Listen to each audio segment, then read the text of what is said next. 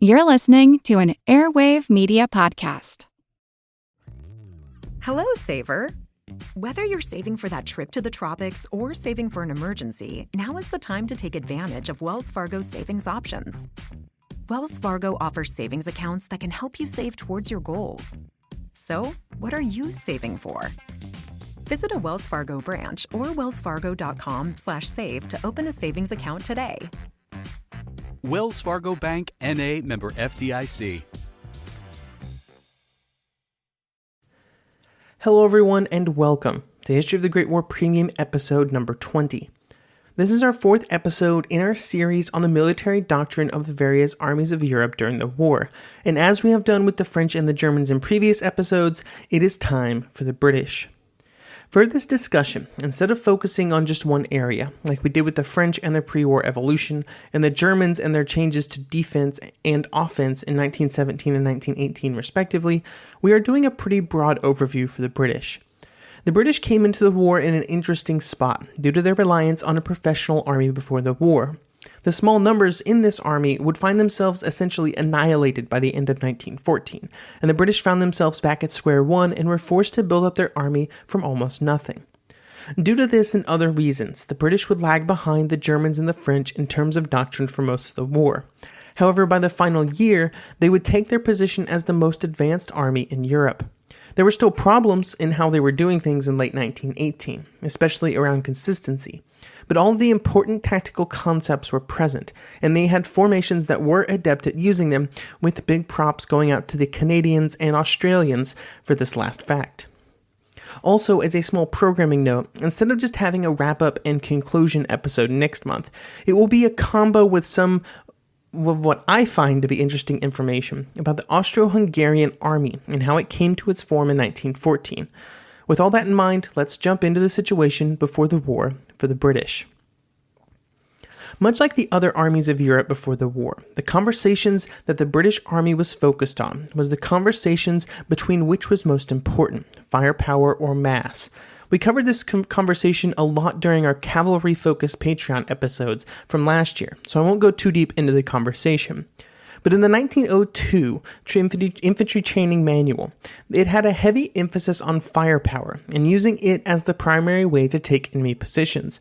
It called for a strong firing line to be set up to cover any advances, which should not be done over open ground.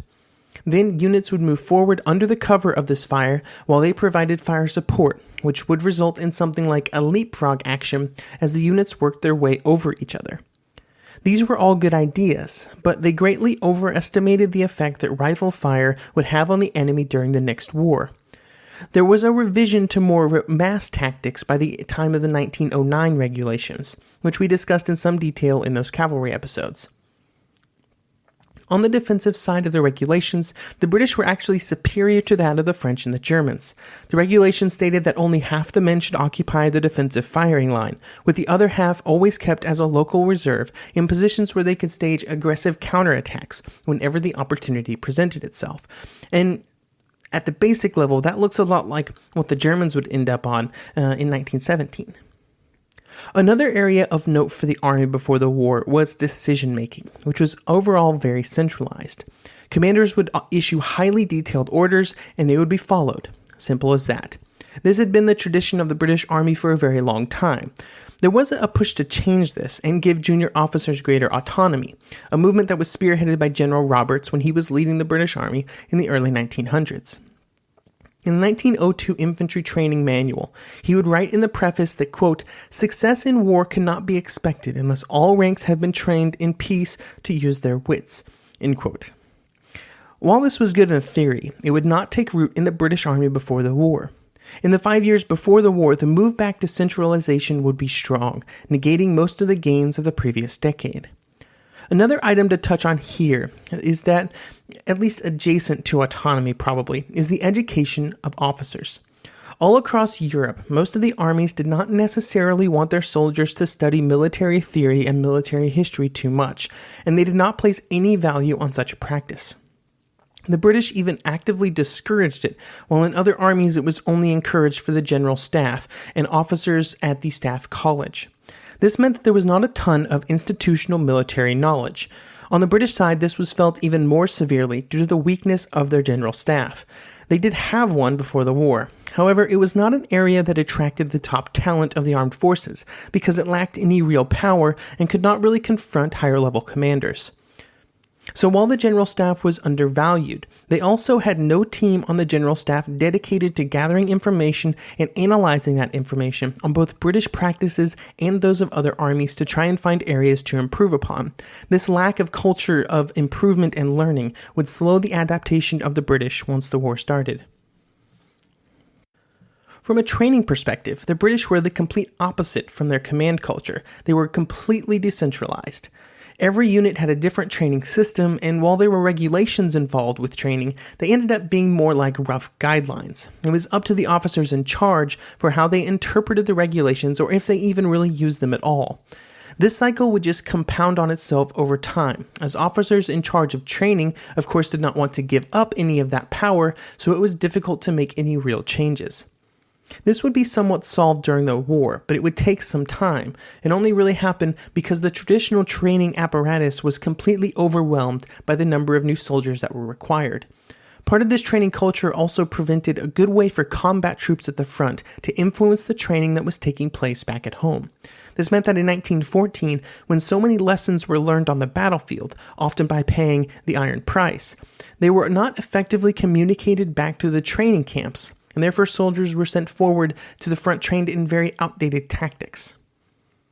One of the critical lessons that was learned during the 1914 battles was that the British Army went to war with not even remotely close to enough firepower.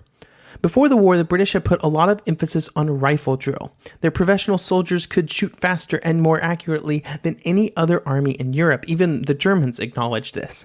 They put up fire so impressive that at Mons, the German attackers believed that they were facing machine guns, when in fact it was just British infantry with their trusty Lee-Enfield rifles.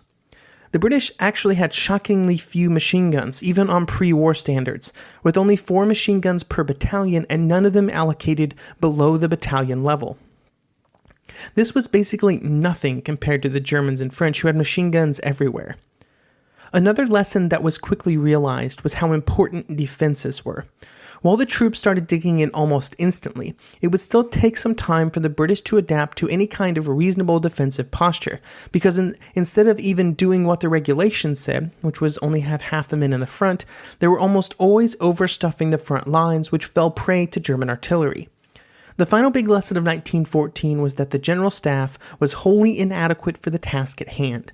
They were completely overwhelmed by the amount of information in front of them, and all the things that they needed to do and interact with.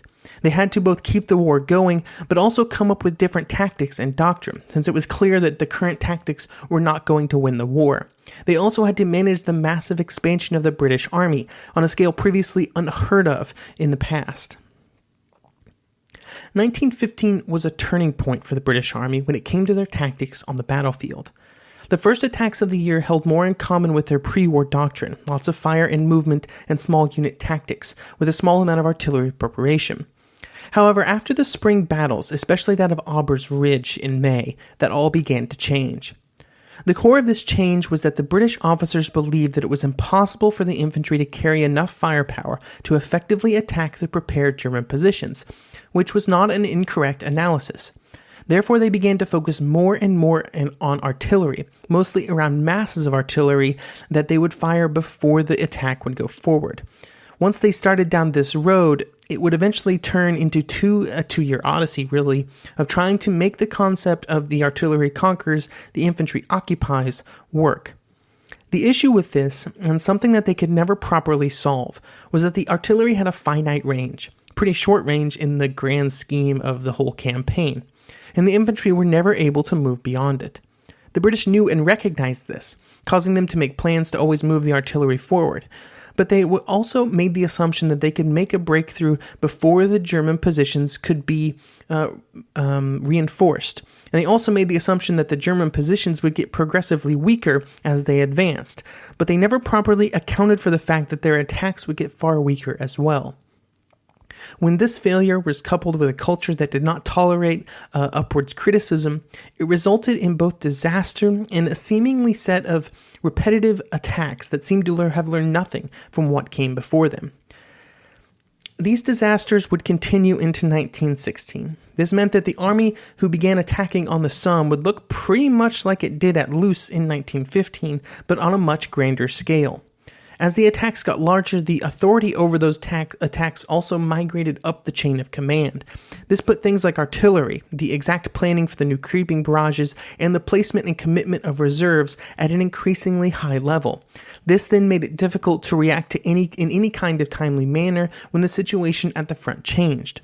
Operation orders were very detailed, with specific objectives, timetables, and artillery plans.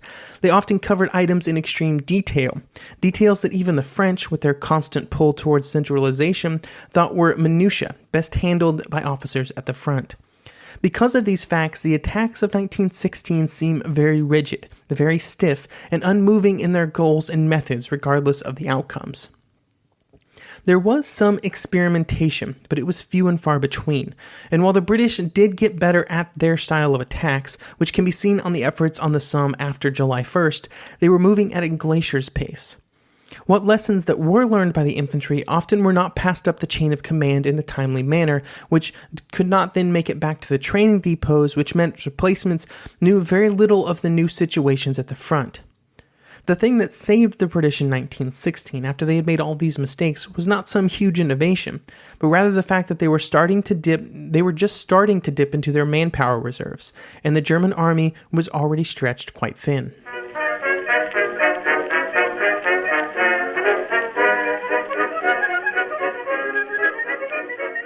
The one truth about human history is that change is inevitable.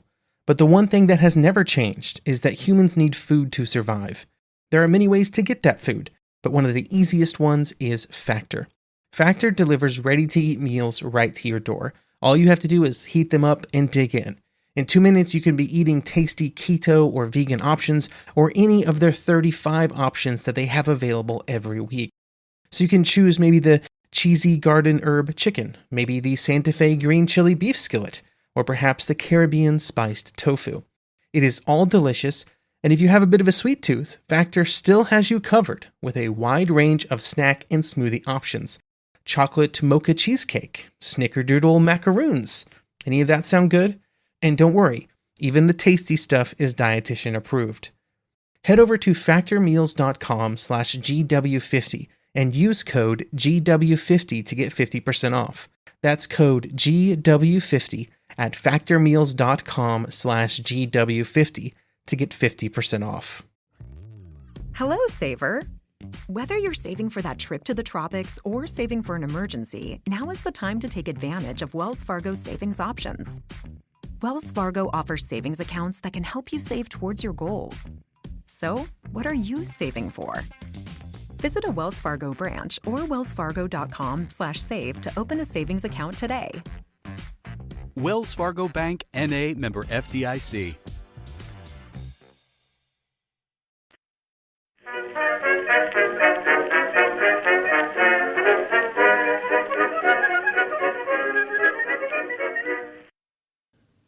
"1917 would begin much the same way that 1916 had, with the British still using a scaled-up version of what they had done in 1915.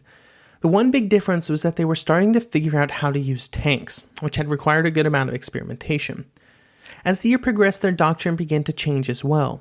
Small unit experimentation became far more common, which accelerated change, and the infantry was reorganized so that the platoon became the primary unit of maneuver.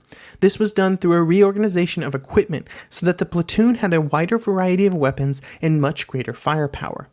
There were also great success in integrating tanks with the infantry, which was on display later in the year in battles such as the attack at Cambrai. This did not mean that they had solved the issues of how to integrate tanks into their attacks, or that everything they were doing was successful. The three main efforts of the year at Arras, Messines, and Passchendaele all involved the typical massive artillery barrages, and then mostly failures. They also still had not sorted out how to continue the attack beyond the range of the artillery, which is where the Germans were moving most of their men and defenses out of, but the British were at least making some progress.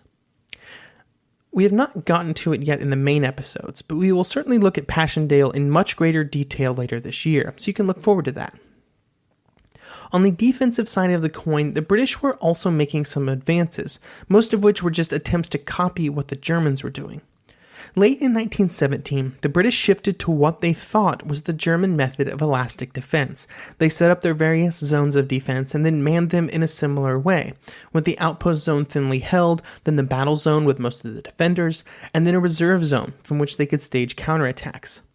While all of this was correct, and while they got all what I'm calling the hard facts correct, it was the soft facts, the details, where they fell short.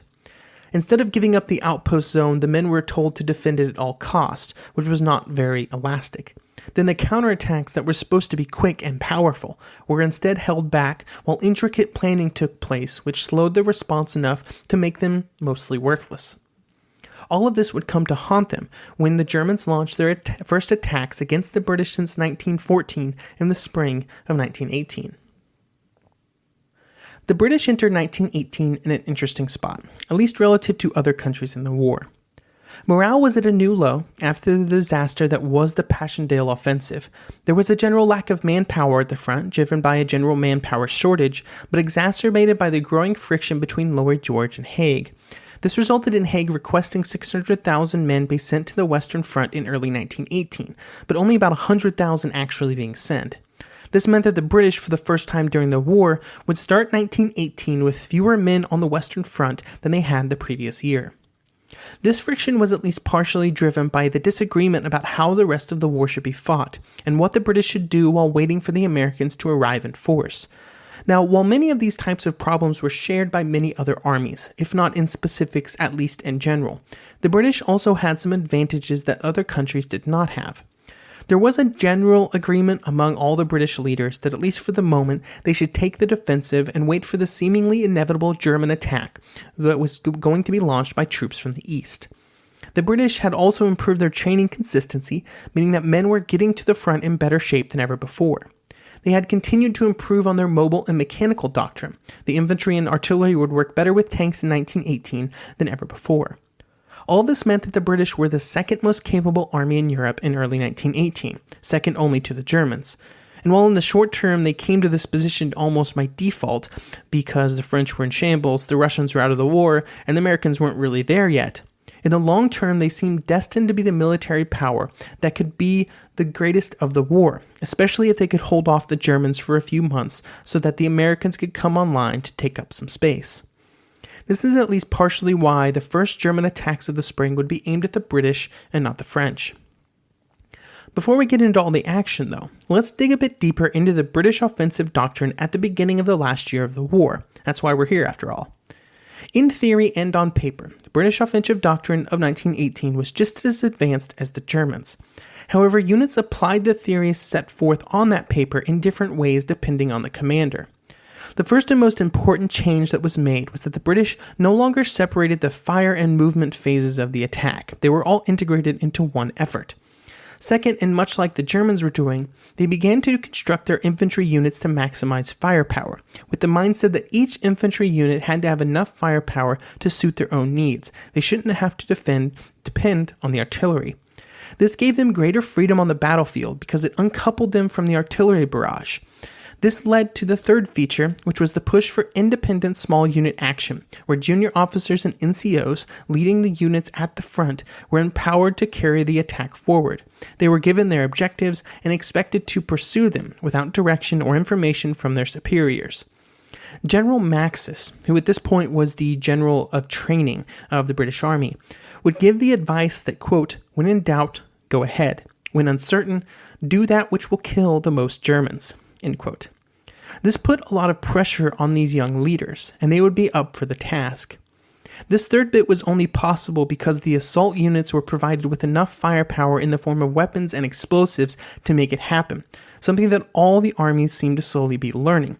I like to point that out because even if the British had decided to give more autonomy to their small units in, say, 1916, they probably would have had the same results as they had in 1916 to begin with, because firepower made making decisions at the front far more possible. One of the items that separated the British from other armies revolved around how they would use technology in the last year of the war. The most popular and well-known of these technologies was the tank, obviously, but there was also a wider focus on mechanical mobility that saw the rise of things like supply tanks and other mechanical means of moving men and material around the battlefield. In late 1917, in the last month of the year, there were several discussions about what the British Army should look like in the future, an important decision that would drive munitions work back on the home front. In these discussions, there were two different schools of thought. The first was based around the idea that more traditional infantry should take the priority, where the other school believed that mechanical warfare should be the emphasis. The reason that this was important was because in 1918, the British no longer had a seemingly infinite pool of manpower, which they had pretty much enjoyed in 1916 and 1917. And while they were not as low on men as other countries, they still had to decide what their priorities were. At the meeting on December 5, 1917, it was decided that for the foreseeable future, the infantry would be the priority, with Haig being given troops to bring his infantry units up to establishment before more men were used to increase the size of other arms. While this was the decision going into 1918, it would begin to change even before the year was half over. On March 13th, the Supreme War Council, which was a combination of representatives from all Allied nations, would release the Notes on the Economy of Manpower by Mechanical Means. This memo assumed that the Allies would be on the defensive for all of 1918, and the only offensive action would be large raids, which they hoped could be launched with large number of planes and tanks to reduce the manpower costs. This would allow the armies to build up a large manpower pool for attacks beginning in 1919, with the Americans added in. Now, this isn't how things would go, and 1918 would go very differently than many predicted. But it's likely that if the war had continued into 1919, it would have seen attacks that were more about tanks than infantry, a change due both to just the sheer number of tanks, but just the general belief that was spreading around the British Army of how important new technologies were on the battlefield. As it was, the tanks that the Army had were often used in very ad hoc manner throughout the last months of the year. So instead of taking their place in the sun during the attacks of 1919, the tanks would have to wait for the next war. Before they got to attack again, though, the British had to deal with the German spring offensives, which would catch them at least somewhat by surprise. Now, the British could not help but notice that the Germans were building up for something, and they knew the rough area that it might occur. But it was how it was executed that came as a shock. Instead of a lengthy artillery bombardment and an infantry attack that moved forward slowly, the Germans had a very quick bombardment, then their infantry moved forward quickly. This put strain on the British defenses that they were ill-equipped to handle. There were three main issues with the British defensive doctrine and their situation at this point in the war. Keep in mind that they had not been seriously challenged by the Germans in an offensive manner since 1914. The first issue was that while the British command had introduced the concept of a defense in depth in late 1917, they had not mandated it be implemented by all armies. This meant that the commanders at the Army Corps and Division level had a lot of autonomy when it came to what kind of defenses they favored and how they carried out those defenses. This meant that in some areas there was a reasonably well-formed defense in depth, while in others they were using more antiquated defensive systems that placed too much emphasis on holding the front line. This type of confusion would result in units who were relatively close together in the line handling the German attacks differently, causing their coherent line to be mixed up and become disorganized. The second issue was that there had not been enough time or manpower to properly dig and prepare defensive positions in depth, even where the generals had attempted to do so.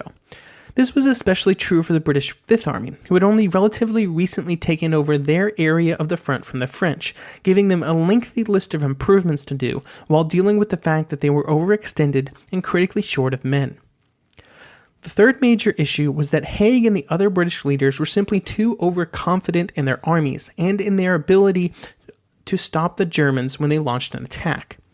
This led to statements by Haig to the effect of him being concerned that if the British line appeared to be too strong, the Germans would not attack. Now, of course, we know from our discussion of the German doctrine last episode that these attacks would initially be successful, but they would run out of steam. And once they did, the British, French, and Americans recovered, and it was once again time for them to attack. Once the British were back on the offensive, they seemed to be fighting an almost entirely different war. One example of this is the attack at Hamel on July 4th, an attack led by the Australians with some Americans in support. During this attack, a precursor of the combined arms approach that would typify World War II battles and would influence 20th century military thinking, General Rawlinson tried to utilize all of the mechanical advantages that his troops possessed. This meant that a large number of tanks, 60 in total, were joined by low-flying ground attack aircraft in their movements forward. Before the attack, instead of a lengthy artillery barrage which forfeited any surprise, there was just a short 4-minute bombardment. Then the artillery changed over to mounting a creeping barrage to protect the attack while mixing in 10% smoke shells to provide some cover. All of this was designed not just to produce results, but also conserve manpower in the process, and it would be quite successful at both. The last major British attack of 1918 was supposed to be at Amiens in early August 1918. It would be here that the combined Australian and Canadian forces, considered to be the premier formations of the British Army, would fight side by side for the first time. They would use a scaled-up version of what had happened at Hamel. There would be no lengthy bombardment, just a short one right before the attack began. For the Canadians, they would also use some of the tactics that we discussed this year when discussing the attack at Vimy Ridge. They moved their troops into the line the previous day to give them time to familiarize themselves with the ground over which they would be attacking. They also used knowledge gained from Passchendaele for how fast a creeping barrage should go forward, 100 yards in 8 minutes, for the record. Then they took advantage of changes in the makeup of artillery units of infantry units in 1918, with units becoming more self-reliant with their own machine guns and units of engineers, all of which were designed to give units more firepower. The attack then succeeded so well that instead of calling off the attack after the initial stages were over, the British just kept attacking, and they would not truly stop until the war was over. This is sort of where our discussion ends of British doctrine during the war. They had sort of peaked. There were still 3 months of fighting, but it would devolve into surprise artillery barrages followed by infantry assaults. The British were fighting a foe that, if not defeated, now found it impossible to regain the initiative. Sensing that the Germans were on the ropes, the British refused to slow down, refused to rest, which would have allowed the Germans to catch a breath, and it would have also allowed the British to plan and equip their army for another attack like at Amiens. Instead of waiting, though, they just kept pushing forward while the Germans fell back. It would be a bloody 100 days, but the war would be over on the other side of it. It would cost the British a lot of casualties in those last 100 days, but at the end of it, even for all of their mistakes, of which there were many over the course of the war, the British came out of the war as the best fighting army in Europe. They had experimented with and had at least some mastery over combined arm tactics. They had created and produced some reasonably serviceable tanks, and while they had lost some battles and lost many men in the process, they had won the war. And I guess that's all that matters.